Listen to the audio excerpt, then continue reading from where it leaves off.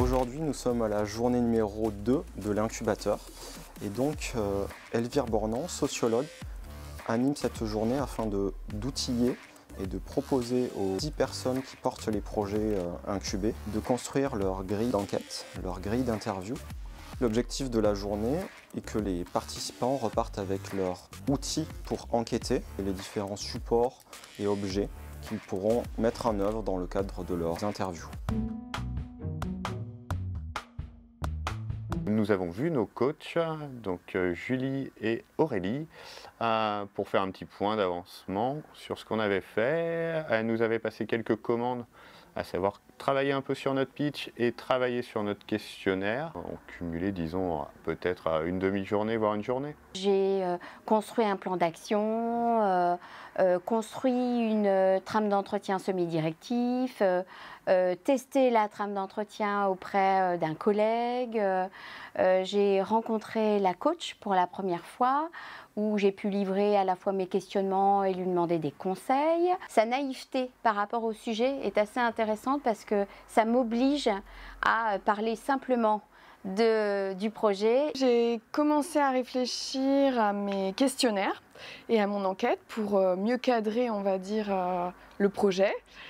Et déjà, mieux définir la cible. J'ai travaillé déjà avec mes 2 coachs. On a commencé à bien détricoter toutes mes hypothèses de travail, à mieux cerner tous les biais que j'ai moi. Finalement, je m'aperçois que c'est moi qui en ai beaucoup, donc je vais commencer par les miens. On a fait 2 interviews pour se tester. Et on a commencé par interviewer notre directeur adjoint, parce qu'il a, lui, une bonne connaissance générale des politiques publiques portées par la DDT. Et on a interrogé aussi une personne de la préfecture, puisqu'on va élargir un petit peu le cercle de nos cibles.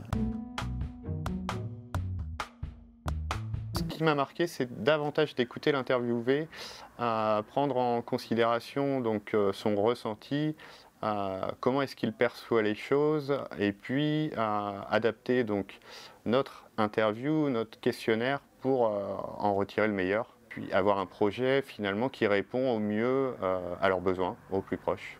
Pouvoir prendre du recul en mettant en image des interlocuteurs ou les parties prenantes, et ça c'est vraiment une force. D'être plus sur le qualitatif dans les entretiens que je vais mener auprès des cibles que je vise. Une journée pour la mise en œuvre de ces notions, de ne pas mettre la charrue avant les bœufs, et comment on fait pour mener une interview, dans quel ordre on fait les interviews en fonction des catégories de cibles.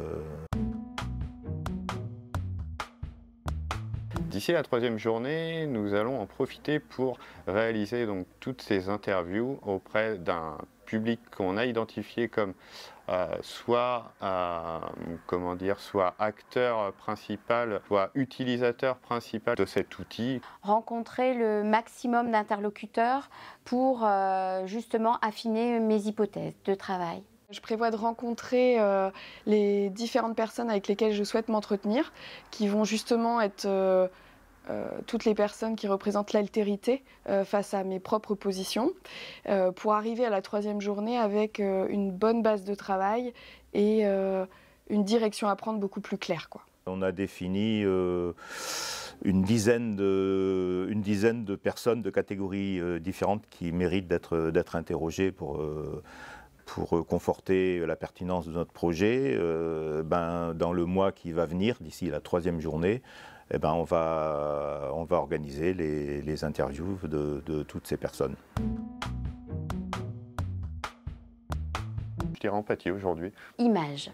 Élan pour trouver justement la vitesse de croisière qui me manque là pour l'instant. Persévérant, faut y croire.